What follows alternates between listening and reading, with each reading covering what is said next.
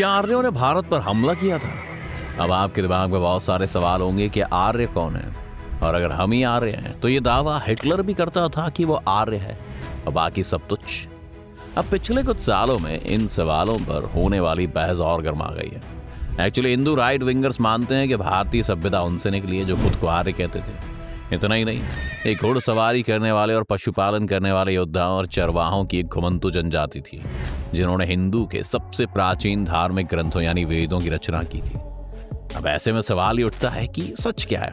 आइए जानते हैं। कुछ जानकारों का कहना है कि आर्य भारत से निकले, फिर एशिया और यूरोप के बड़े हिस्सों में फैल गए। इसी से उन इंडो यूरोपियन भाषाओं का फैलाव हुआ जो आज यूरोप और इंडिया में बोली जाती हैं।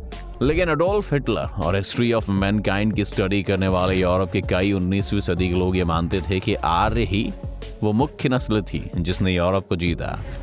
लेकिन यही एडोल्फ हिटलर मानता था कि आर्य नॉर्डिक थे, यानी कि वो उत्तरी यूरोप से निकले थे। तो आखिर ये आर्य थे कौन और कहां से आए थे? अब ये जानकर लोग आर्य शब्द इस्तेमाल करते हैं तो इसका मतलब उन लोगों से होता है जो इंडो यूरोपियन भाषाएं बोलते थे और खुद को आर्य कहते थे। यानी ये किसी नस्ल के लिए इस्तेमाल नहीं किया जाता है जैसे कि हिटलर ने इसे इस्तेमाल किया, या फिर कुछ हिंदू दक्षिणपंथी इसे इस्तेमाल करते हैं। बता दें कि भारत के बहुत सारे विद्वानों ने आर्य भारत के बाहर से आने वाली जनजाति है या नहीं, इस बात पर सवाल उठाए। दरअसल उनका कहना है कि आर्य इंडो यूरोपीय भाषा बोलने वाले और शायद उन प्री हिस्टोरिक खाना बदोशों में से थे जो पहले की किसी सभ्यता के कमजोर होने के बाद आगे की जिंदगी जीने के लिए भारत आए थे।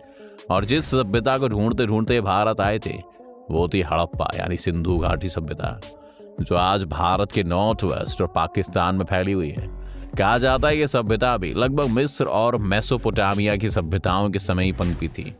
हालांकि हिंदू दक्षिणपंथी मानते हैं कि हड़प्पा सभ्यता ही आर्यन या वैदिक सभ्यता थी।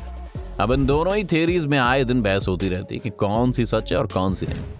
और इन पुराने विवाद में पॉपुलेशन जेनेटिक्स की स्टडी सब्जेक्ट भी जुड़ गया है जो कंपैरेटिवली नया है। लेकिन ये ठोस सबूत और बात होगी आर्य को लेकर कि दोनों में से कौन सी थ्योरी सही है, क्योंकि इसमें प्राचीन डीएनए के जरिए ये पता लगाया जाता है कि कब लोग कहां से कहां गए। अब इस प्राचीन डीएनए की मदद से किए जाने वाली रिसर्च ने पूरी दुनिया के इतिहास को रीराइट करने पर मजबूर कर दिया है। और इसी कड़ी में भारत में भी अब एक के बाद एक एक्साइटिंग फैक्ट सामने आ रहे हैं। आइए जानते हैं आखिर क्या मिला इस रिसर्च में। इस विषय पर सबसे ताजा स्टडी जेनेटिसिस्ट हार्वर्ड यूनिवर्सिटी के रिसर्चर्स ने किया है। दरअसल मार्च 2018 में छपी इस रिसर्च पेपर में पूरी दुनिया के 92 विद्वान को ऑथर हैं और ये सारे रिसर्चर्स जेनेटिक्स, हिस्ट्री, आर्कियोलॉजी और एंथ्रोपोलॉजी के जाने माने विद्वान हैं। यानी इनकी रिसर्च 100% प्रूव है। इस रिसर्च पेपर के मुताबिक पिछले 10,000 सालों में भारत में 2 मौकों पर बड़ी संख्या में लोग आए। पहले तो साउथ वेस्ट ईरान, जो कि ज़ैग्रोस प्रांत से बड़े पैमाने पर लोग भारत में आए।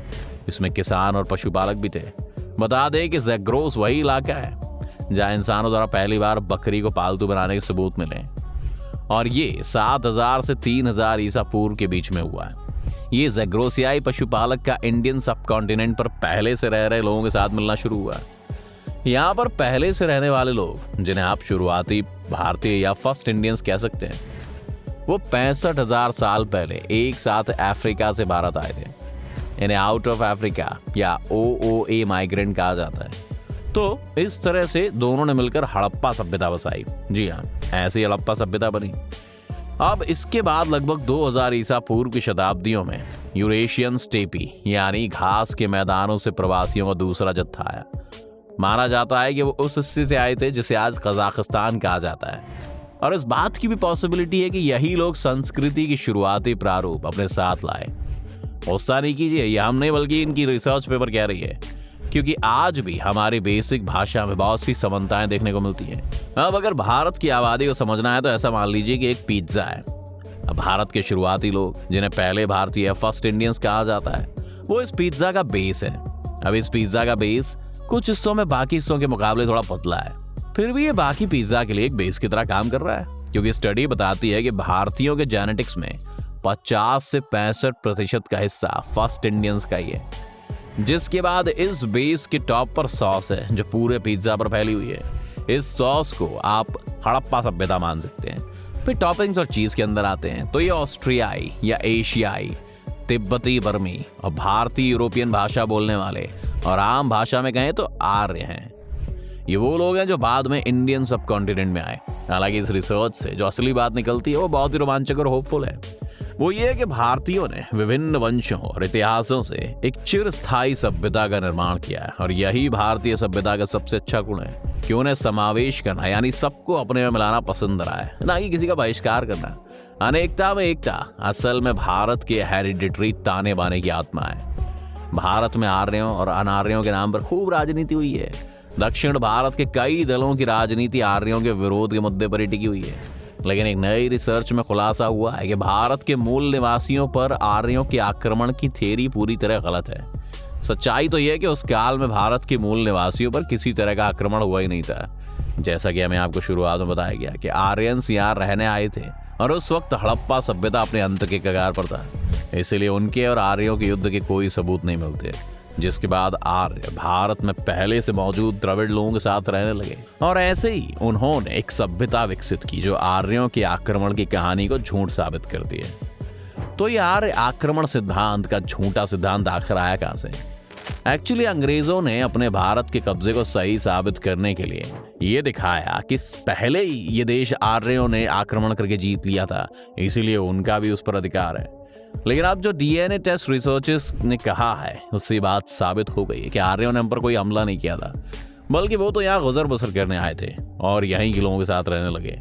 अब इसमें एक मतभेद ये भी है कि आर्यंस बाहर से आए और यहाँ बस गए, या फिर आर्य भारत के ही थे और उन्हें पूरी दुनिया में फिर अपनी सभ्यता फैलाई।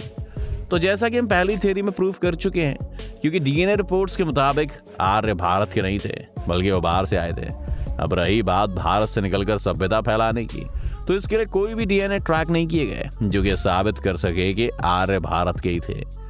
वैसे भी हम भारतीय पूरी धरती को मां मानते हैं और अपने देश को भी। और भारत की पवित्र भूमि पर सदियों से विदेशी आते रहे। इसमें यूरोपियन, अफ्रीकी, फारसी, यहूदी, मंगोलियन, शक, हूण, कुशाण और भी कई अलग अलग सभ्यता के लोग आए। लेकिन उनका उद्देश्य भारत में लूट खसोट करना नहीं, बल्कि यहाँ से कुछ सीखना और अपने देशों में भारत जैसी विकसित संस्कृति का पौधा रोपना होता था। इस बात के सबूत हैं कि भारत के वाराणसी और उज्जैन जैसे सैकड़ों प्राचीन शहर जो हजारों सालों से आबाद हैं, इस बात का प्रत्यक्ष प्रमाण मिलते हैं। इन शहरों में छोटे गुरुकुलों की परंपरा आज भी सक्रिय है, क्योंकि पूरी धरती शुरू से मानव सभ्यता से बनी हुई है और एक जगह से दूसरी जगह जाकर ही मानव सभ्यता बढ़ती गई। इसीलिए हमें याद रखना होगा कि मानव सभ्यता ज्यादा मायने रखती है, ना कि कोई नस्ल। यही वजह है कि आज वसुधैव कुटुंबकम हमने दुनिया को दिया। दोस्तों, आप आर्य और अनार्य जैसी चीजों को मानते हैं या नहीं? हमें कमेंट सेक्शन में जरूर बताएं। आपको हमारी आज की वीडियो पसंद आई हो तो लाइक और शेयर जरूर कर दें, और अगर आप इस चैनल पर नए हैं तो सब्सक्राइब और बेल आइकन का बटन जल्दी से जल्दी दबाएं ताकि हमारे आने वाली वीडियोस के नोटिफिकेशन आपको सबसे पहले मिले।